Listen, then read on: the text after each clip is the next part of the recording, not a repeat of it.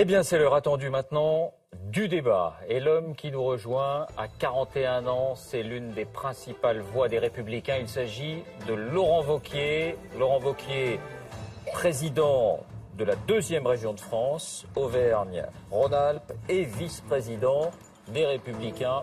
Ça va bien. Bonsoir Laurent Wauquiez, soyez le bienvenu. Merci. Prenez place. Que souhaitez-vous dire ou demander à Benoît Hamon? D'abord, si j'ai bien compris, je ne débat pas avec Hillary Clinton. Je suis pourtant très heureux. Excellente conclusion. Je suis pourtant très heureux de débattre avec vous. Moi aussi.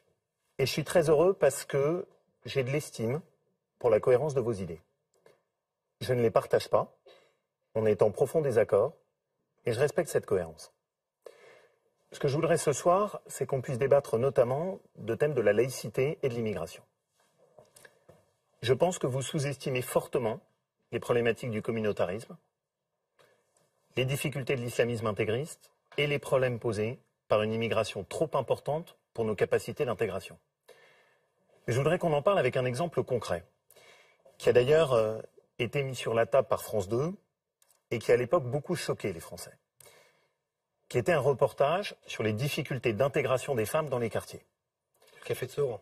Et notamment à Sevran, où avait été filmé dans un quartier où très clairement les femmes étaient interdites d'entrer. Avec un discours très clair, ici c'est le 93, c'est comme au bled, les femmes ne rentrent pas. C'est un peu caricatural, mais bon. C'était les propos très exacts du reportage. Mais précisément votre réaction est intéressante. Non mais on va aller au cœur du débat. Moi ce que je considère, c'est que c'est la République. Que ce sujet n'est pas accessoire ni banal. Que les femmes en France doivent pouvoir aller partout. Et ce qui m'a choqué, c'est votre réaction, à l'image d'ailleurs de votre première réaction, là, dans laquelle vous n'avez pas condamné, vous avez cautionné. Et vous avez dit, cette tradition dans les cafés de Sevran, c'est comme les cafés ouvriers. Je ne pense pas que ce soit une maladresse.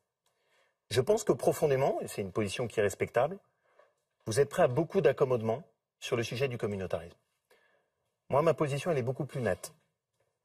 Les religions sont compatibles avec la République, mais ça n'est pas à la République de s'adapter à l'islam, c'est à l'islam de s'adapter à la République.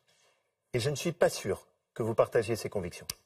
Bon, nous sommes dans une situation où aujourd'hui, des groupes religieux testent la République.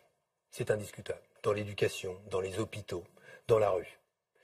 Et moi, je serais intransigeant à l'égard de ceux qui, d'une manière ou d'une autre, voudraient remettre en cause la liberté de conscience. Mais je suis aussi intransigeant à l'égard de celles et ceux qui voudraient remettre en cause la liberté d'opinion, même religieuse. C'est la raison pour laquelle j'ai dit la chose suivante.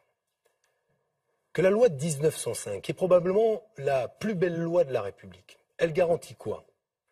Évidemment la séparation des églises et de l'État, la liberté de conscience, la liberté d'opinion religieuse. Et elle permet donc à qui de faire quoi? Elle permet et elle doit permettre à une jeune femme, dans n'importe quel quartier de la République, de se promener en étant habillée comme elle le souhaite, sans qu'une religion ou un religieux lui dise « tu n'as pas à t'habiller comme ça parce que ce serait impudique ». La loi de 1905 la protège. Comme la loi de 1905 protège celle qui, avec un foulard, quand elle le porte librement, le fait dans l'espace public. Et c'est la raison pour laquelle, et c'est là que j'ai un désaccord avec vous, au fond, il apparaît aux yeux de la droite, parce que c'est nouveau, cette forme de passion que vous avez pour l'égalité femmes-hommes, que le sexisme serait apparu le jour où les musulmans seraient arrivés sur la terre de France. Eh bien non, le sexisme, il n'est pas apparu. Il n'est pas apparu le jour où les musulmans sont arrivés en France. Le sexisme, il est arrivé avant. Il était là avant, il sera là après. Oui, c'est une réalité. C'est d'ailleurs pour cela que moi, dans le sillage de Vincent Peillon, je me suis engagé très concrètement dans l'éducation nationale pour faire en sorte que tous les professeurs, lors de leur formation initiale, soient formés aujourd'hui à la réalité du sexisme, des stéréotypes de genre, que les enseignants disposent d'une mallette pédagogique partout en France pour faire face à ces réalités-là. Aujourd'hui, dans l'école de la République, grâce à l'action que nous avons menée, aujourd'hui, on combat efficacement le sexisme. Et vraiment, non, je ne suis pas Monsieur Peillon, je suis Monsieur Hamon, mais il sera ravi. Si vous me permettez de le citer 2 secondes. Mais oui, mais voilà, mais je suis d'accord avec lui, ça tombe bien. Monsieur Peillon, dessus, vous-même, Najat Vallaud-Belkacem ensuite, Vous avez pris beaucoup d'initiatives sympathiques, mais qui sont très coupées de ce qu'est aujourd'hui la réalité de terrain sur le sujet de la laïcité. J'ai échangé encore la semaine dernière avec un professeur de Grenoble qui m'expliquait, professeur d'histoire, qu'il n'arrivait même plus à enseigner des pans entiers de l'histoire de France à sa classe, que l'histoire du Moyen-Âge et des racines chrétiennes, impossible. L'histoire de la Shoah, extrêmement difficile à aborder dans sa classe. Que sur un voyage scolaire qu'il avait organisé à Reims pour apprendre les racines de l'histoire de France, toute une partie de ses élèves avaient refusé d'entrer dans la cathédrale parce qu'ils considéraient que ce n'était pas compatible avec leur religion. Ça, c'est la réalité. Et plutôt que d'avoir un candidat à la présidentielle qui nous dit c'est pas grave, le sexisme a existé avant. Je pense, c'est ce que vous avez verbalisé. C'est grave, ça existait avant, c'est grave dans le café de Sevran, c'était grave avant, ce sera grave après. J'aurais préféré vous entendre tout de suite, clairement, disant les dérives de l'islamisme intégriste sur cette question du droit des femmes et de la liberté des femmes sont inacceptables. Alors, rebondissons sur un sujet que vous avez ouvert, la question du voile.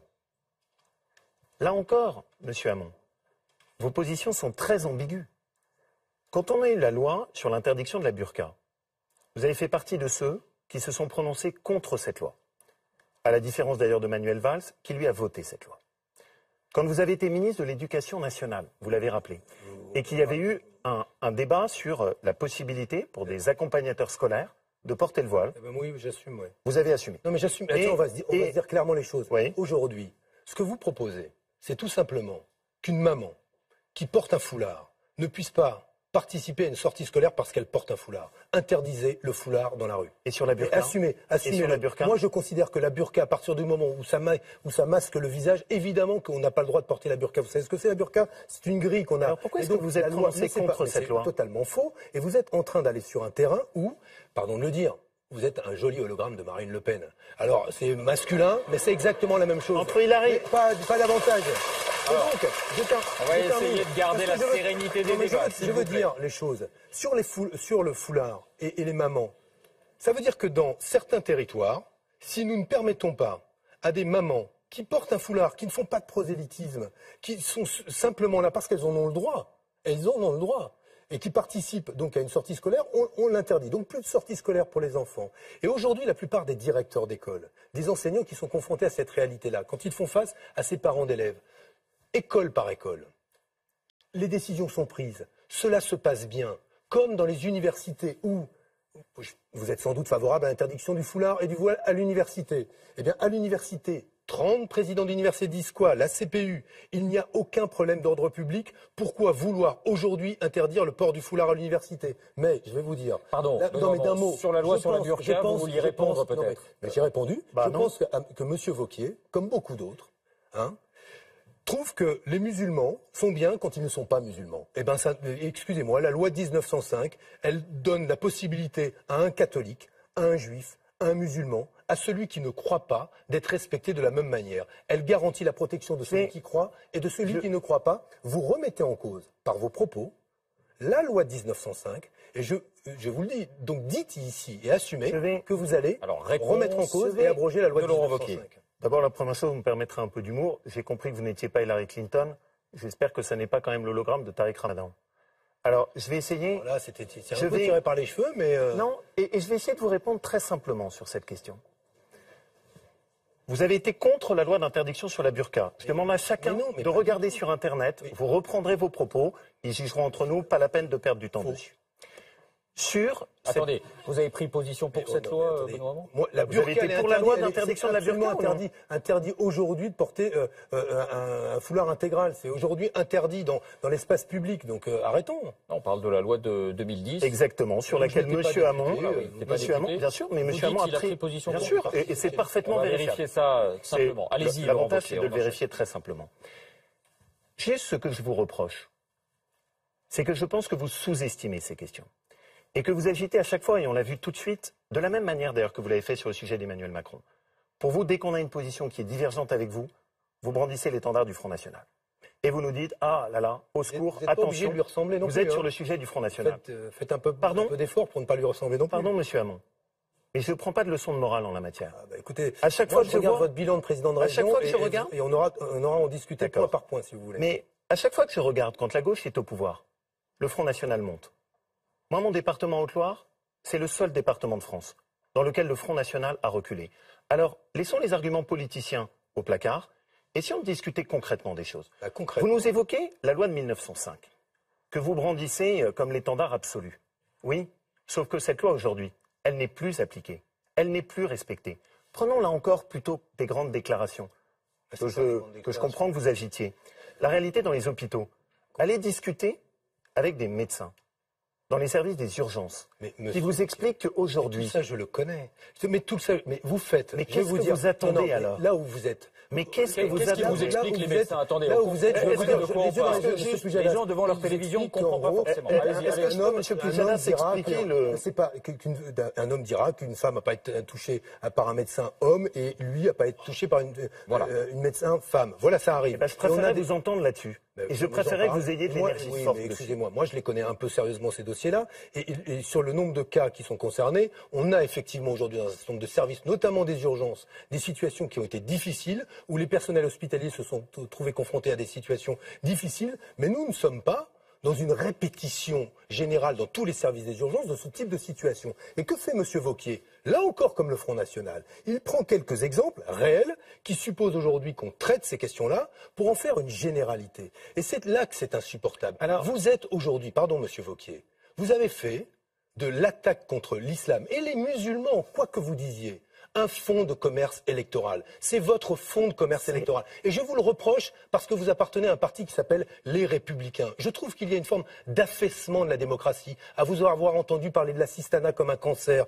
à vous voir aujourd'hui être sur les musulmans aussi obsédés par cela, là où il y a un sujet sérieux. C'est l'islam radical. Ça, c'est sérieux. Vous confondez, sérieux. Mais parce qu'il y a l'islam radical, vous n'avez pas le droit de faire un amalgame avec tous les musulmans. Vous confondez quelque chose qui est très grave dans votre approche et qui aboutit à la négation de la réalité, que Elisabeth Badinter a très bien dénoncé. Dans lequel elle a dit ce qui est extraordinaire en France, c'est que quand on parle de l'islamisme, vous avez immédiatement un certain nombre de figures de gauche, dont vous êtes l'incarnation, respectable, qui brandissent immédiatement, et vous l'avez fait tout de suite, l'étendard de l'islamophobie ou du racisme pour interdire le débat. Je vais aller jusqu'au bout de mon idée. Je pense que vous faites une profonde erreur. Paranoïaque en plus. Il y a, décidément, vous êtes sympathique. Il y a beaucoup de musulmans en France aujourd'hui, qui sont les premiers à subir cet islamisme intégriste et qui sont les premiers à attendre des élus de la République qu'au lieu de fermer les yeux sur ces comportements, comme vous l'avez fait en réagissant sur les cafés de Sevran, comme vous le faites sur le voile, est une énergie qui soit claire. Alors, vous me dites, pardon, vous me dites je fais des mauvais procès. Et vos propres amis ont beaucoup de doutes sur les positions que vous défendez. Votre député suppléant a lui-même dans Le Monde déclaré Benoît Hamon entretient un flou qui m'inquiète sur le communautarisme. Malek Bouti, il n'est pas au Front National. Ce n'est pas l'hologramme de Marine Le Pen. C'est un élu socialiste dont la détermination sur les questions d'intégrisme est connue.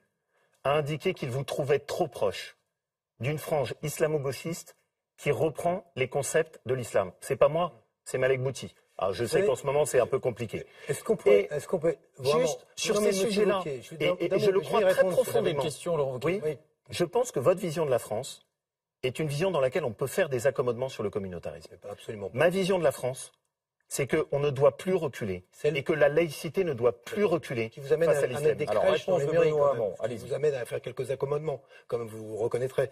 Bon, mais vous voyez, ce sujet, monsieur Hamon, est extraordinaire. Mais la laïcité version Benoît Hamon, c'est quoi? Si on interdit les crèches, et par contre on prend le port du voile, c'est ça votre vision, monsieur Hamon? Aucun problème. Sauf que moi, je vais vous dire une chose. Là où ce que vous dites me choque profondément, c'est que vous êtes responsable aujourd'hui, avec ce qui s'est passé avec Nicolas Sarkozy, d'une mise sous tension de la société française dont nous n'avions pas besoin, là où nous sommes confrontés au péril à la fois terroriste et de l'islam radical. Il fallait y répondre, justement, en évitant de faire des amalgames. Vous avez choisi, vous, de vous attaquer non pas à l'islam radical, et vous vous trompez de cible, vous vous attaquez à l'islam. L'islam, c'est une religion. C'est une religion comme la religion catholique. C'est une religion comme la religion juive.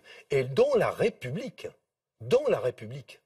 les hommes et les femmes qui sont catholiques, protestants, juifs ou musulmans ont droit à cette opinion religieuse, ont le droit de vivre librement cela. Et aujourd'hui, C'est ce droit-là que vous remettez en cause. Et non seulement vous le remettez en cause, donc vous remettez en cause un pilier de la République. Moi, la laïcité, c'est le principe auquel je suis le plus attaché, parce que c'est celui qui permet de faire vivre les 3 valeurs de la République que sont la liberté, l'égalité, la fraternité. D'un mot, je termine. Donc vous avez fait ce choix-là. Et ce choix, c'est la mise sous tension de la société française. Si nous sommes dans cette situation aujourd'hui où le Front National prospère, et c'est parce que vous n'avez passé votre temps à vouloir les ressembler. Vous leur avez servi un boulevard. Aujourd'hui, mais Marine Le Pen choque moins. Pourquoi choque-t-elle moins?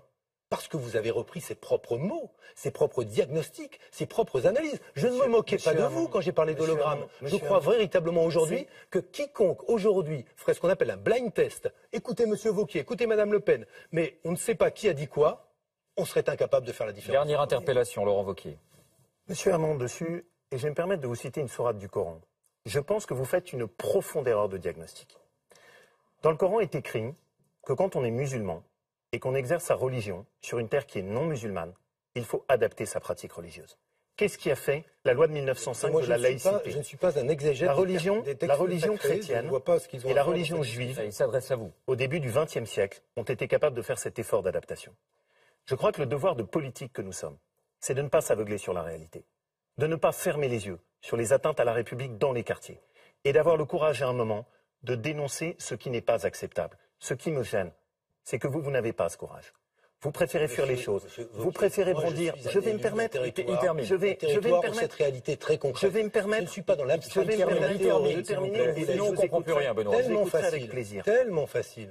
Je pense qu'on a besoin de ce courage et qu'on n'a pas besoin d'élus où dès qu'on débat de l'islam, comme vous l'avez fait, on brandit l'étendard de l'islamophobie ou du racisme. Il y a une dernière question que je voudrais vous poser, Rapidement, si vous me permettez. Dans votre programme, il y a une proposition qui s'appelle le visa humanitaire. Absolument. Dans lequel ce que vous proposez aujourd'hui, le droit d'asile est réservé à des étrangers qui sont sous des menaces de guerre ou des menaces d'oppression.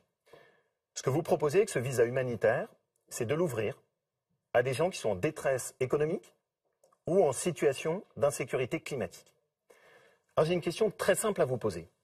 Pour moi, c'est une opération porte ouverte. L'ONU a évalué à 250 millions en Afrique le nombre de personnes qui potentiellement étaient soumises à ces dangers climatiques. Vous avez été interrogé plusieurs fois sur ce sujet, vous n'avez jamais répondu. Vous êtes candidat à la présidence de la République, vous évaluez à combien le nombre d'étrangers supplémentaires que vous souhaitez accueillir par ce visa humanitaire. Moi, ma position, Réponse de Benoît c'est Hamon. qu'il ne faut pas plus d'immigration. Vous, votre position, on avait anticipé. et je crois qu'on l'avait bien compris aussi, c'est que vous êtes favorable à ce qu'il y ait plus Vous d'immigration. savez, Votre regardez, réponse. sur les deux quinquennats, Nicolas Sarkozy, François Hollande, il y a eu autant d'entrants, autant de sortants et le même solde. À peu près 60 000 personnes par an supplémentaires, à peu près 200 000 personnes qui rentrent, 150 000 qui sortent. La réalité, les chiffres des expulsions sont à peu près identiques. Là, vous endossez le bilan Non, mais je du veux quinquennat. simplement dire Et vous ce qu'a été défendez la le bilan réalité. de François Hollande. Et je veux maintenant en Sur le venir à visa, alors, sur le visa à une humanitaire. réalité. Contrairement à une idée qui sans doute est celle de Laurent Wauquiez, si vous fermez les frontières, ça ne change rien au flux migratoire. La réalité, c'est que dans tous les pays où on a fermé les frontières, les flux migratoires ont été maintenus. La différence, c'est qu'ils sont devenus clandestins.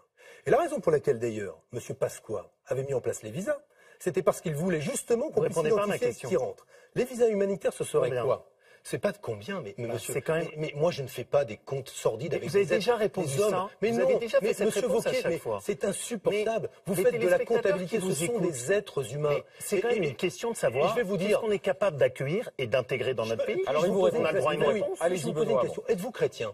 Catholique? Mais pardon, Non, mais je puisse vous poser cette loi de question. laïcité. Non, mais Je n'ai pas l'intention de d'accord. répondre sur ce plateau parce que ça n'a rien à voir. D'accord. Mais en Le tout cas- sujet qui vous est Oui, mais posé l'êtes-vous? sur les visas Vous voulez humanitaires. pas de répondre? Sur les Parce que visas je- humanitaires, Non, mais- est-ce que vous êtes favorable ou non? Je suis favorable. Je vais vous dire Est-ce que pourquoi je je peux vous pose savoir ça. combien? Mais je suis favorable à ce que vous demain, répond. plutôt que de mourir dans la Méditerranée, Non, il n'y a pas de réponse. on puisse permettre à des hommes et des femmes Et c'est- de venir, quand ils fuient aujourd'hui le désordre, les conflits Et et, combien la de mort, personnes, mais monsieur pas Hamon? combien? Comment anticiper ce genre de chiffres? Mais c'est impossible. Je vous dis simplement, Vous êtes qu'en tout candidat cas, moi, je à me l'élection reconnais, Monsieur présidentielle. Wauquiez, dans Vous l'encyclique proposez une du proposition pape et François. vous n'êtes pas capable de répondre. Je Il me vous reconnais dans répond. l'encyclique C'est du quand même pape désolant. François qui se tourne vers des hommes comme vous, le pape François, et vous dit à vous, honorez ce qu'a toujours été l'hospitalité des pays dans lesquels vous vivez. Souvenez-vous de ceux qui ont émigré et ont connu une terre d'accueil ailleurs. Faites en sorte que ceux qui fuient la misère, à ceux-là, vous leur tendiez la main et vous ne regardiez pas leur nationalité avant. Monsieur Wauquiez, voilà une belle parole européenne.